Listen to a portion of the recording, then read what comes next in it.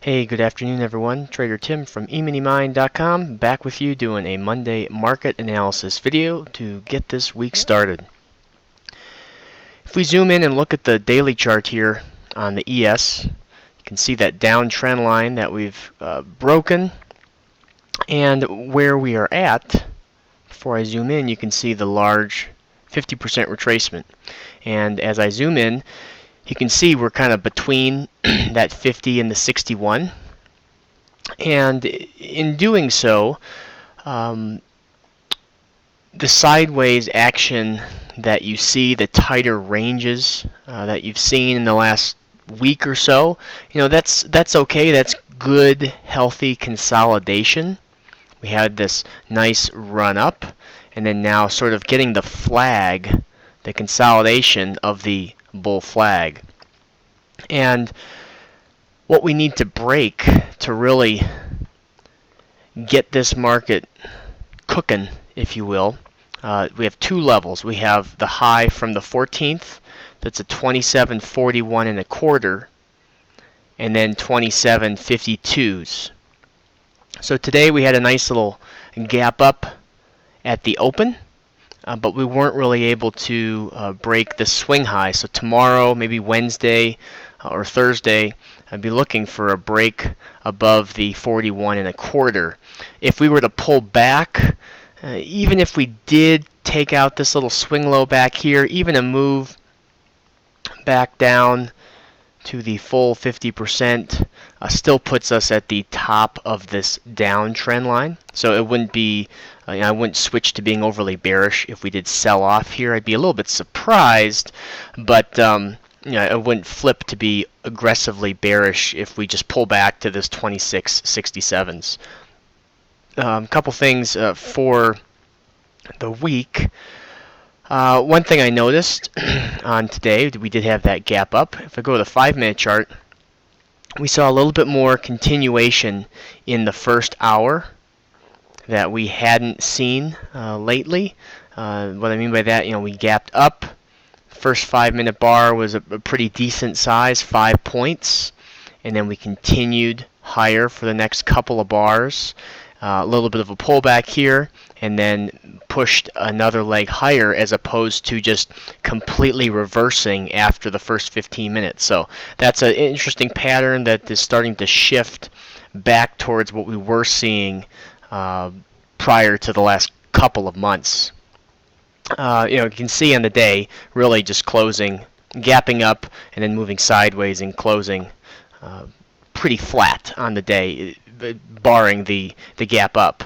If we go to the NQ today, the NQ was kind of a gap up and then a big sell-off, or a relatively big sell-off compared to the ES that just moved sideways. Then we were able to rally back into the close. But one thing I wanted to highlight is we made this retracement back to the midpoint of the day, the halfway back point of the entire day's trading hours only. And when you come up to a big level like this, sometimes you touch that level and immediately get a reaction. And then sometimes you retest it. Sometimes you break through a little bit and trade into the 50%. So what I like to do when you have a big level like this is to allow the market to not just break the 61.8. You notice on the first run up here, we touched the 50%, the short. We sold off, but we traded right at the next 50% long and then bounced. So drawing the next 50% long from lows to highs. First identifying that break, and once we did get a break, then allowing the market to break the previous swing low, which is back here, and then taking the very first setup here on the 512 in the direction of this larger short, and then getting short, which ends up being, in this case, right about at that bigger 50% retracement. But even if it was a little bit lower, like even if it was, down here, this next second short, I'd rather let the bigger level trade and then zoom into the 512 and trade in that same direction, as opposed to trying to just put a blind limit order, resting order out here with a really big range between the 50 and the 60-1/8. So, a little bit of patience can go a long way. Letting the trade take the first setup on the 512 once we break the previous swing low, along with that 60-1/8, and then just trailing your stop down until the market, makes a bigger bounce and breaks a swing high.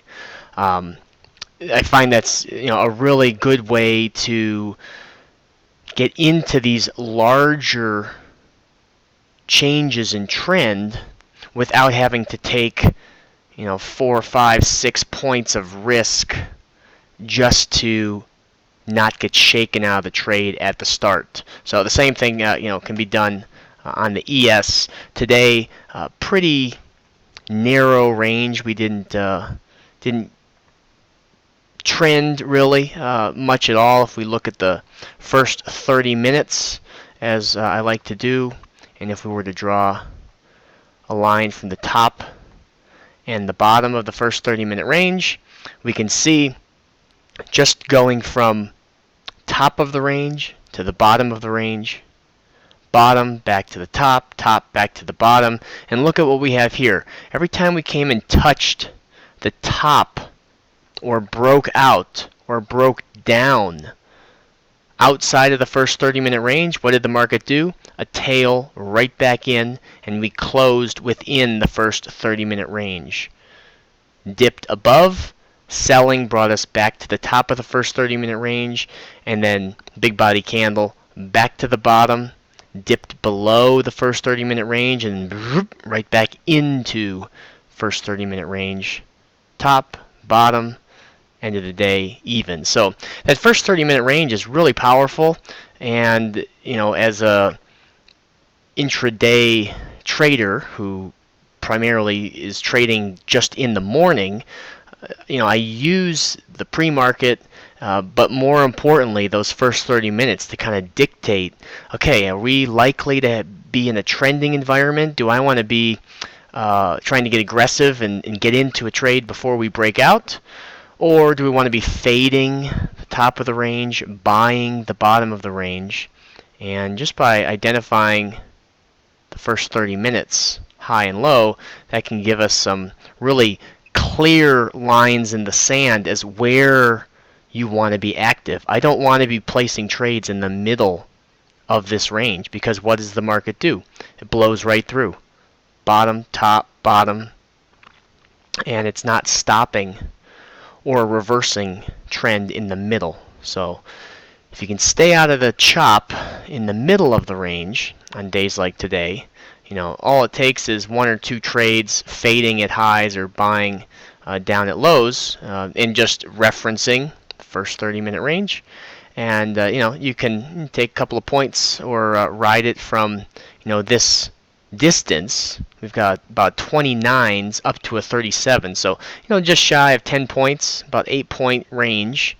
And so if you can collect 4, 5, 6 points as the market goes from the top to the bottom or the bottom to the top, that's a pretty good trade, especially when we're only risking 6 ticks. You can see this very big sort of declining or descending trend line here, and then the gap up sitting right at the top of that descending trend. So as we come back to the daily chart, I'm going to be noting 41.25s tomorrow. I don't believe there was much on the economic calendar tomorrow when I looked this morning. Should have a good opportunity for the market to move a little bit. Not a huge range today, only 14 points. So the odds that the market will move out of that range are a little bit greater. If we had a big range candle today, well, then the likelihood that the market's going to stay within that range is a little bit greater. So those are just some things I look at to kind of start my day, and some reference points, how I create those reference points to kick off the week. I also use market profile, and looking at the NYSE tick and the breadth and the advanced decline line kind of help give me a read and a sense of direction for the E-mini S&P, and as well as things like the Nasdaq and the Dow. One other thing I wanted to point out: Home Depot. I was talking about last week and 2 weeks ago how back here I kind of liked the potential that Home Depot was starting to show again, even though the last couple of months have been kind of lousy, just sort of a tight channel to the downside. Well, now let me draw that, and then I'll show you what I was seeing. So we had this tight channel to the downside. Well, now we've broken the top of that downtrend line, and now we're starting to trend to the upside. And there was a great little long here on Friday, just getting long above the high of Thursday. And the market starting to look similar. If we look at the S&P, we can see S&P breaking some swing low, the high price of this low bar in the pullback. And Home Depot, I do like it for a good move, maybe up to the 200 mark initially, 195, 200, just because those aren't too far away from us. But when you come down and look at the actual candle, that entry candle itself, it was only about $2.30 wide. And so, to get long above that candle with a stop below that candle, you got $2.40, $2.50 per share that you're risking. And so the reward to risk on a stock like this is really good, because you're only risking $2.50, we'll call it, per share. And there's a lot of room for the market to move to the upside. We're sitting at, it was about 187 when it broke out, and if it moved to 200, that's a solid 13 bucks, and only risking a little over $2. So those are the kind of things I'm looking at on a swing trading perspective. A very similar approach to my day trading. And when I first started swing trading and then moved to day trading, I just kind of took those principles and applied them to the E-mini S&P, especially as it relates to my trail stops and things like that. So that's what I'm looking at this week. A couple of stocks that are on my radar. Home Depot is one of them. And then tomorrow morning we'll be doing a live trading session. One last thing, this week I'm migrating my server for eminimind.com, so if there's any downtime, that's why. You can always reach me at eminimind@gmail.com to kind of bypass the server itself. And if you have questions, that's my email. And if you like the video, please subscribe to the eMiniMind YouTube channel. Thanks, everyone, and we'll have a great week of trading tomorrow morning trading session, and I wish you all the best. Thanks. We'll talk to you soon.